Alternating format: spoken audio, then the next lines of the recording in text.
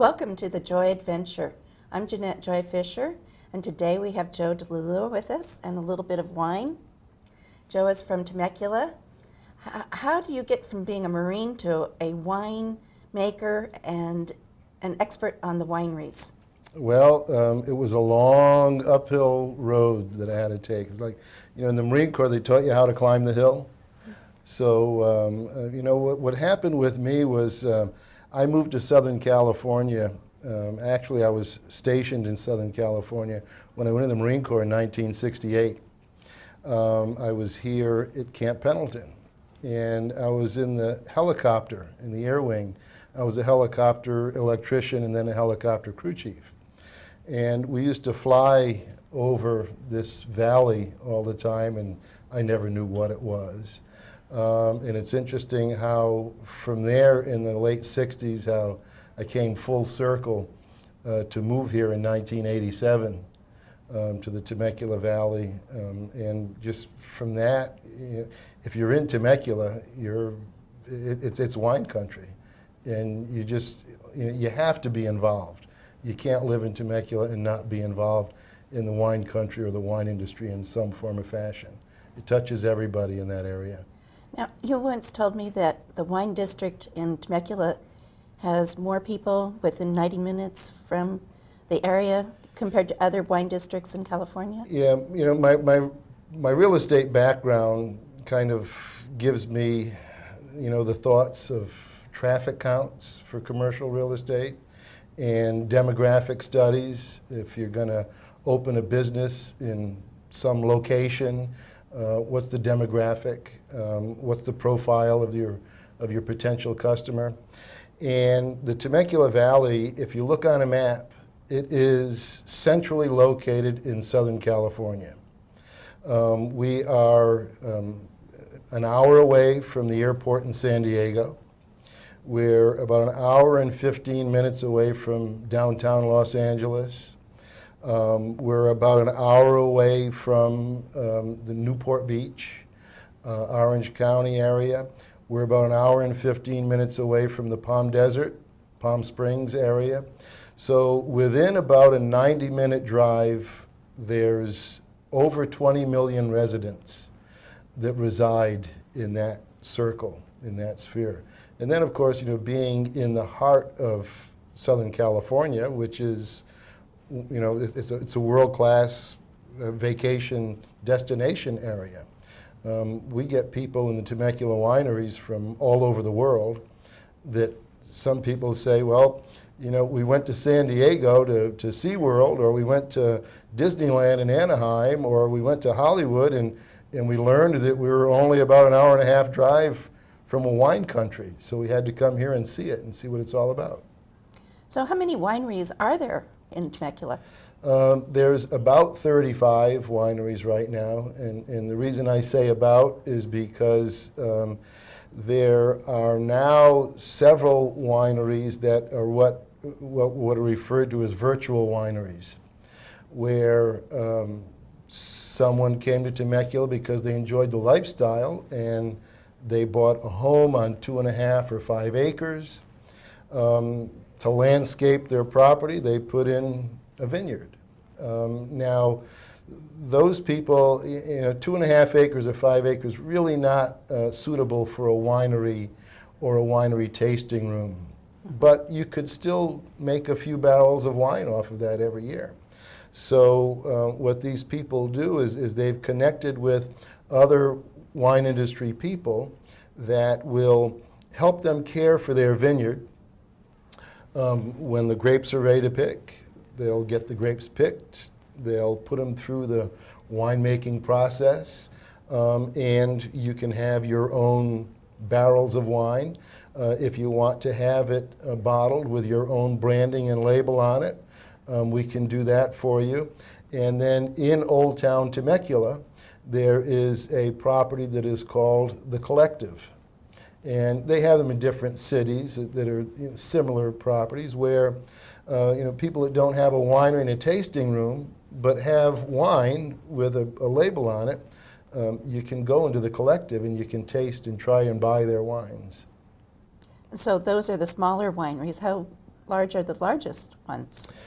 Well, of course, the larger wineries, they change almost from year to year as to who's making the most or producing the most or selling the most. Back in the day, which was probably in the 80s, Callaway Winery was the largest. And at their peak, they were probably producing around 500,000 cases a year of wine. Now no one is doing that kind of volume anymore in the area. They're almost all categorized as almost as boutique wineries.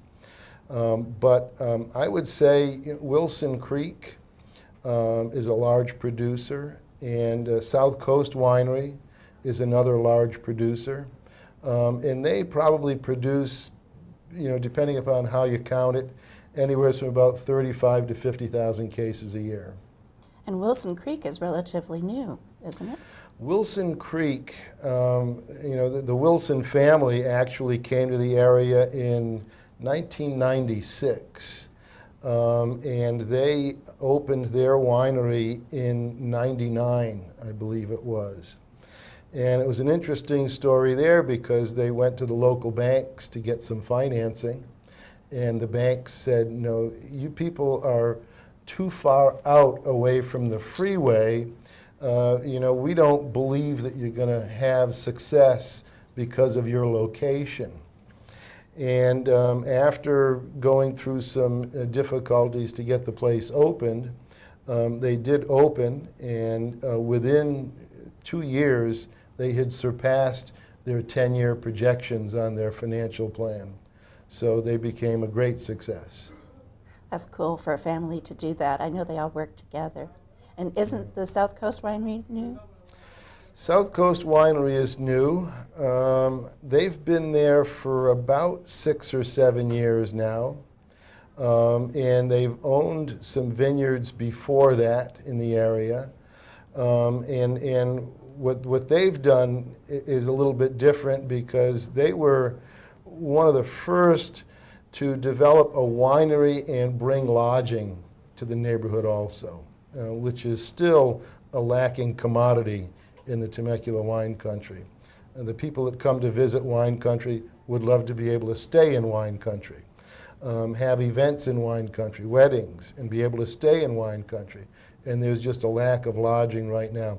There are projects in the works that will bring more rooms to the wine country. But South Coast is Jim Carter is the owner's name there, and he had a vision to do it first class, the best. He just wanted to be the best that he could be. And he's accomplished that to the point that in 2008 and 2009, South Coast Winery has brought the award to Temecula for being the best winery in the state of California. Wow. And it's never left Napa or Sonoma before 2008. So that's a major accomplishment. They call it the Golden Bear Award. It's really cool that he has built the little casita so that you can go and stay right in the vineyard. Right, in the vineyards. Yeah, I like that idea. Yeah, it's a very nice property. And then he has the Grape Seed Spa, he calls it. The grape seed? Yeah, and it's a great spa. You can go there for a spa day and a nice spa weekend. So with all of the wineries in Temecula, when did you get started making wine? Well, I didn't get started making wine until 2005, when a friend of mine said, Joe, let's make some wine. So here we go, a couple of Italian guys, we're going to make wine. I'd never done it before. But, my grandfather made wine, and when I was 15 years old, my friends used to come to my house, and they would make me go to my grandfather's cellar to steal the wine from his barrels and put it in preserving jars, and we'd all have a jar of wine and get pretty snockered off of that stuff. But in 2005, I realized that there was a lot more to it than the way my grandfather used to do it. But a friend of mine said, Joe, let's make some wine. And I said, sure, I'm easygoing. I'm up for anything, and, wine is fun. So what we did was we kind of put the word out to some of our friends in the industry that, we're going to make some wine. And we were looking for some Sangiovese grapes. We knew that what we wanted to try to make was a Super Tuscan. And the whole story about the Super Tuscan is probably another show for you. But anyway, my friend Louis DiBernardo, and Joe DiLullo, we're going to make wine. So we're going to be the Super Tuscan makers. So we start looking for Sangiovese, which is a very popular varietal in Southern California now. It's what we're having right now, as a matter of fact, is a Sangiovese. This one actually is from Cougar Vineyards and Winery. And this is their 2007 Estate Sangiovese. And it's 100% Sangiovese. Well, what we're going to do is we'll make a Super Tuscan. So we're going to take some Sangiovese grapes and blend it with a more full-bodied wine. And this is done in Italy a lot. They started out using it with a Cabernet Sauvignon grape. So what we did is we blended ours with a Merlot. But first we had to find the Sangiovese grapes. And so, when you're not in the wine industry, finding grapes to make, we want to make 3 barrels of wine, is not an easy task. But we put out the word, and one of my other friends that owns Oak Mountain Winery, Steve Andrews, called me one day and he says, Joe, call this guy. He's in Ramona in San Diego County, North County, San Diego, and he has a vineyard with some Sangiovese, and he only sells to amateur winemakers. He won't sell to wineries. So he says, great. So, we went down and looked at the grapes, and the vineyard was a gorgeous vineyard. So we committed to buy his grapes, and we went and we picked them when they were ready. And then it's like, okay, now we've got all these grapes, so what do we do next? Well, again, call on some friends, and we ended up going to Maurice Curie Winery in Temecula and putting our grapes through their destemmer and crusher. And then once we had them crushed and destemmed, and we looked to see what we had, well, we knew that we needed this other full-bodied wine to be able to blend with the Sangiovese grape to get the quantity that we wanted and also the blend that we wanted. So we went down the street to Ponte Winery because we knew that that morning they had picked some Merlot. So we took some of his Merlot grapes and put it through the crusher destemmer, put it into our Sangiovese, and fermented it, aged it in my friend's wine cellar for about 9 months, and bottled it. And we were told that we should have entered it in the competitions, that it would be an award-winning wine. Aren't there other wineries in Temecula that have also won awards? Oh yeah, many of them have. This Sangiovese is an award-winning Sangiovese. I was just involved in the sale of Filsinger Winery to a new owner, and Dr. Filsinger has been making wine there since 1980, and they're remodeling the whole property. But it used to be that you walked into his tasting room, and he had his medals hanging on the wall. And when you walked in, you'd be impressed from all the awards that he had won. And the medals and awards that he had on his wall were only a few as compared to what he had. He's won hundreds of awards over the years, as many of the wineries have done. There are several competitions that everybody wants to be in. Of course, the biggest one is in Sacramento. It's the California State Fair. So there's a lot of people that just enter their wines into that. And then Temecula does have its own regional competition. Then there's the Orange County Fair. There's a competition for that every year. And the LA Fair. So there's different competitions all around the state and out of the state. People will just ship their wines from time to other competitions. If you had a wish for the Temecula Valley Wine District, what would that be? Well, that would be interesting. A wish for the wine country district. I think for it to just get more of the recognition that it is getting now. The Temecula wine country has been kind of like a stepchild in the wine industry. And a lot of that, I think, comes from the fact that, with the exception of Ely Callaway, everybody else that went there to open a winery and make wine, it was a hobby for them. It wasn't a real, business venture that they were going into. So Ely Callaway, of course, he set up distribution and shipped his wines all over the country, all over the world.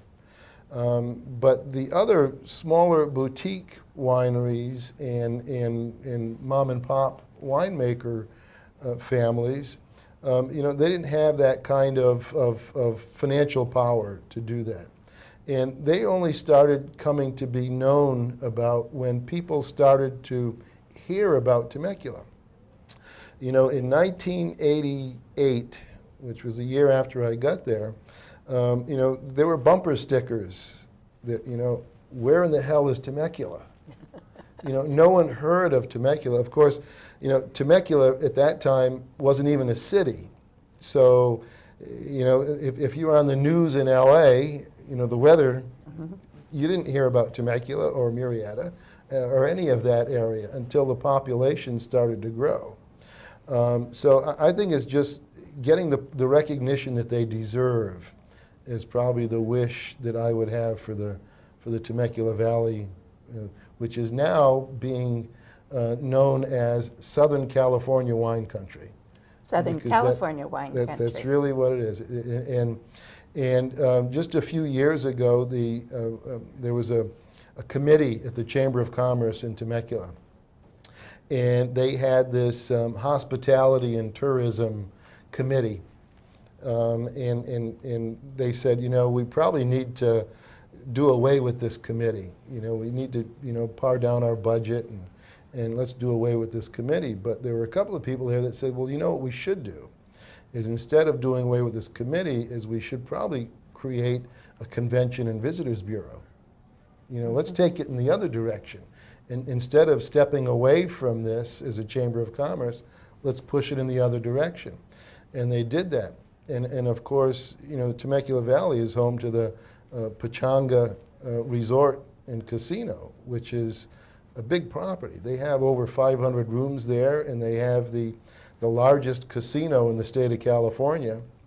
And they do attract a lot of people. So there's a lot of people that, because of Pechanga Casino, because of the cityhood of Temecula, and because of the Chamber of Commerce creating the Convention and Visitors Bureau and putting the name out there, there are more people that are coming to the area, and it is getting more popular and better known. And again, part of that is that the Convention and Visitors Bureau said, well, okay, what are we going to call this thing that we're trying to promote? And it came up to be Temecula Valley, Southern California Wine Country. That's a handful, a mouthful. It is. And so what is the name of your TV show? Temecula Wine TV. Temecula Wine TV. Right. Well, welcome to the Joy TV network. All right. Thank you. I'm glad to be here. Thank you for watching this episode of the Jeanette Joy Show, and thank you, Joe, for being with us. For more information about Joy TV, please see joytvnetwork.com.